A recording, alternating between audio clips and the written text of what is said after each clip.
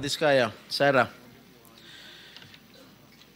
It is common knowledge that you own 9 companies, namely St. Gerard, St. Timothy, Alpha and Omega, Elite General Contractor and Development Corporation, St. Matthew, Great Pacific Builders, YPR General Contractor, Amethyst Horizon Builders, and Waymaker OPC. Am I correct? Yes po. Hanggang ngayon, up to now, you own these 9 construction companies? Yes po. All right. Since you started securing contracts from the DPWH, since kailan kayo nag-umpisa? 2012? DPWH? Yes. Yes po, 2012. Pag-usapan muna natin yung 2022 hanggang 2025. Ilan na po yung naging projects nyo sa DPWH? Marami na po. Ilan nga? I don't have Mahigit the figure. 400? Mahigit 500? Within the span of 3 years. I don't have the figures po. Estimate lang po, ballpark Give me a figure. ballpark figure.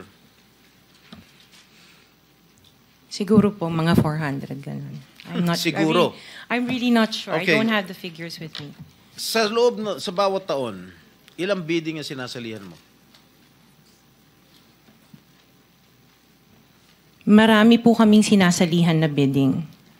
All flood control projects?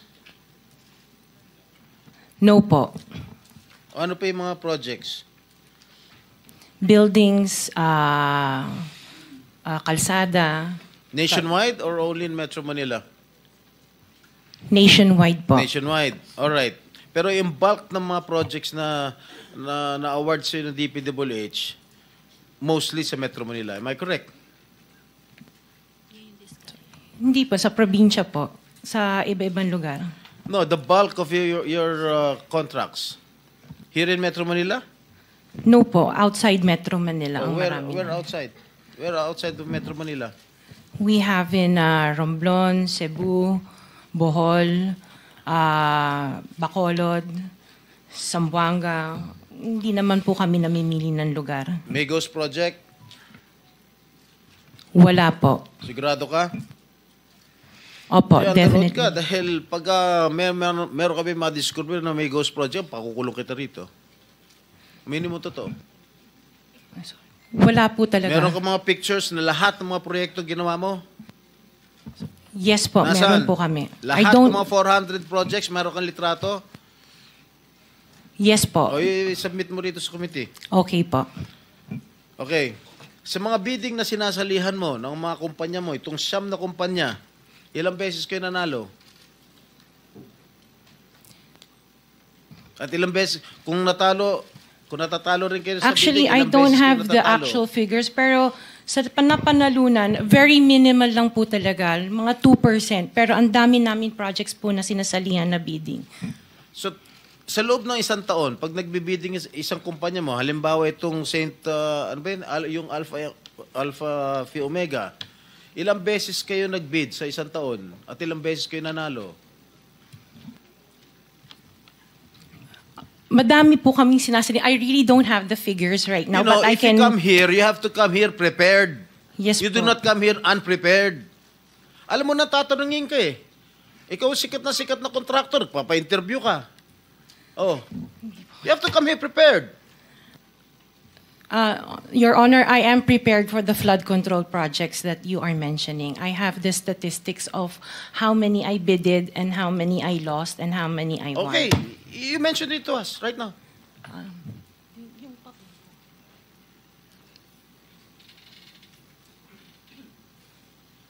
You are asking her to relate the 400. No. Parang mahirap naman yata. Hindi. 400. In 2022, I bidded for 491 projects. This is just for the flood control, Your Honor. How many projects? For 491. 100, 491. 491. I joined the bidding. Po. Oh. This is in 2022. I only got 71 projects from the 491 na sinalinan ko po. 71 only. How many companies? Itong This is Sham? just for Alpha and Omega po. What about the other companies? What about the other 8 remaining companies that you own? I don't have the statistics Oh. for that because I was only called as Alpha Wait, and Omega. You admitted earlier when I asked you if you own these 9 companies and you answered in the affirmative. Right now I'm asking you kung ilan yung 71 flood control projects na napanalunan ninyo. Now you're only speaking in behalf of Alpha Phi Omega. Kanina sinabi mo ikaw may-ari ng Sham. Why can't you answer in behalf of the 8 remaining companies? Kasi po, yun lang yung na-prepare po namin for today's hearing. Oh, what about the representative of the other construction companies? Itong si Remando. Oh, how many? You're representing St. Timothy. Good morning po, Mr. Chairman. For St. Timothy Construction po, we have 145 projects. Flood control projects. Yes, Mr. Chair. Since Since 2022. up to the present, as we speak, 122. 145. Excuse me? 145, Mr. Chair. Napanalunan, ang na-award sa inyo, 145 flood control projects. Yes, Mr. Napanalunan nyo yan. Yes, Mr. Chair. So, all in all, dun sa 8 companies, ilan? Dun sa 9 companies, hindi nyo alam? Out of the 400, maybe, who can answer my question from the DPWH? Maybe they have the records there. Mr. Chair, with the Just indulgence for of the the SP record- Pro Temp, Yeah. Yes, Senator Risa. kaugnay nung pagtatanong ni SP Pro Temp sa ngayon, gusto kong makapag-flash ng screenshot po nung Sham na calling cards, nung Sham na kumpanyang iyon. Calling card po ni Mr. Curly Discaya, na asawa po ni Ms. Discaya. So, mag-asawa po, dapat alam po nila in greater detail itong mga kumpanyang ito. Ito po, Mr. Chair, SP Pro Temp. Siyam na calling cards nung siyam na kumpanya, lahat sa pangalan ni Pacifico o Curly Discaya. So dapat po mas alam po, both ni Ms. Sara Discaya at Ms. Roma Discaya Rimando, ang mga detalye na tinatanong ni SP Pro Temp. Salamat, Mr. Chair at SP Pro Thank you, Temp. Senator Risa. Okay, for the record, yung may-ari ng St. Gerard Construction, nandun yung pangalan ng asawa mo, Pacifico Discaya. Okay? Doon sa St. Timothy, sino may-ari ng St. Timothy? Ikaw si Remando, no? Kamag-anak mo si Discaya, correct? Sabi mo, pamangkin mo. Tama?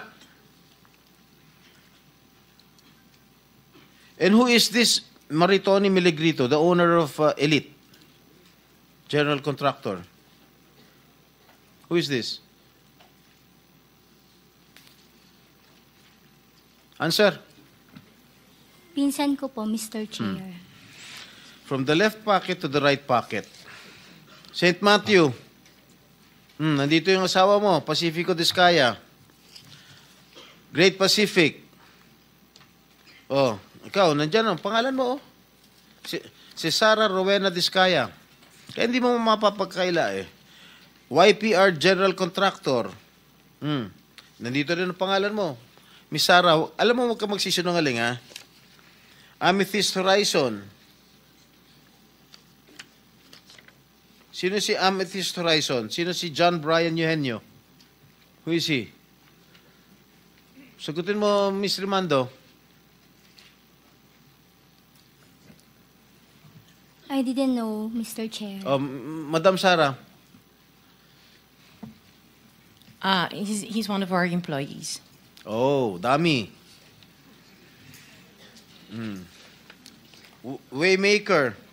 Sino si Gerald William Discaya? He's my eldest son. Okay.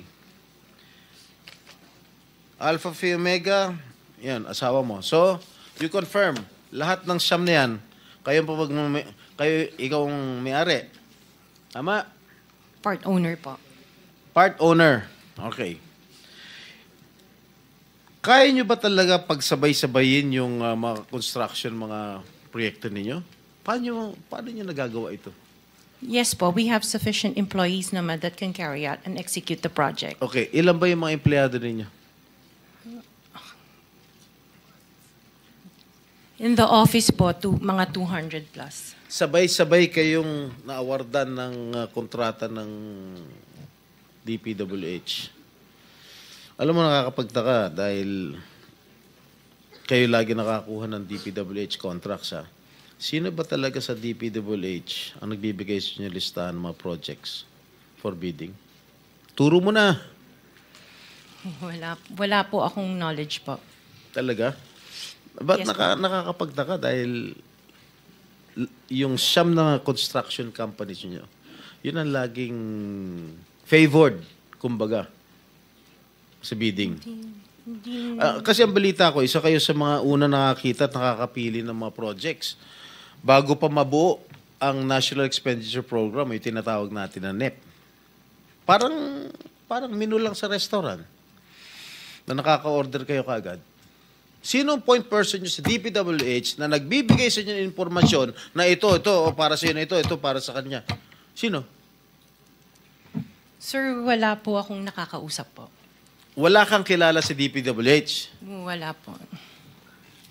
Hindi kami maniniwala niyan, wala kayong kilala sa DPWH. Meron ako yung mga engineer, yung mga district engineers siya.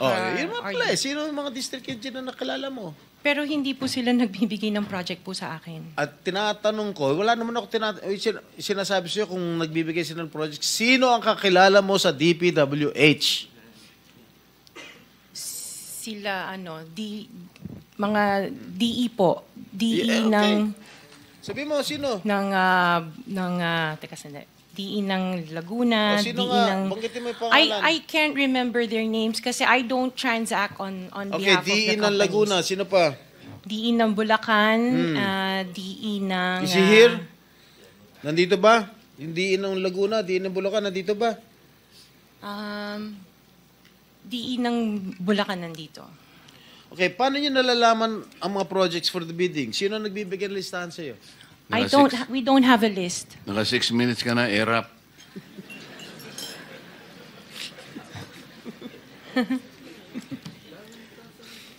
Okay, I don't have a list po.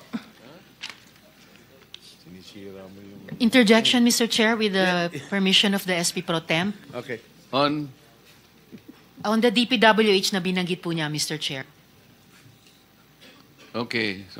Salamat, Mr. Chair, SP Pro Temp. Dahil natatanong po ni SP Pro Temp ang DPWH din in connection sa mga diskaya. I wonder, Mr. Chair, kung natignan na po, nasilip na po ng DPWH, kung may practice ang mga diskaya companies ng pagpapahiram o pagpaparent out ng lisensya nila para mag-force multiply sa capacity nila. Para kahit 200 lang daw ang staff sa opisina, kaya nilang mag-implement ng 491 projects or 71 projects, 145 projects in any 1 year. I wonder, Mr. Chair, kung nasilip na po yun ng DPWH. Incidentally, Senator Risa, you are the next interpellator, so you may want to continue with your 5 minutes. Thank you. Will do. Thank you, Mr. Tinatapos Chair. mo na ba ako, Chair? Ha? Okay. One last question, if I may. One last question, Mr. Chair, Senator Risa. Madam Diskaya, saan nyo ba kinukuha yung mga coaching imported, mga luxury cars? Ang balita ko, dun sa interview mo, binili mo yung isang Rolls Royce dahil nagandahan ka sa payong. Tama ba? Sir, yes po. Samantalang, ilan yung luxury cars mo? Nasa 28 po.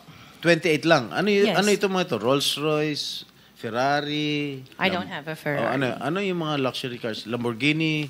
No rin. Cadillac. Saan binili? Sagutin mo na. Saan mo binili?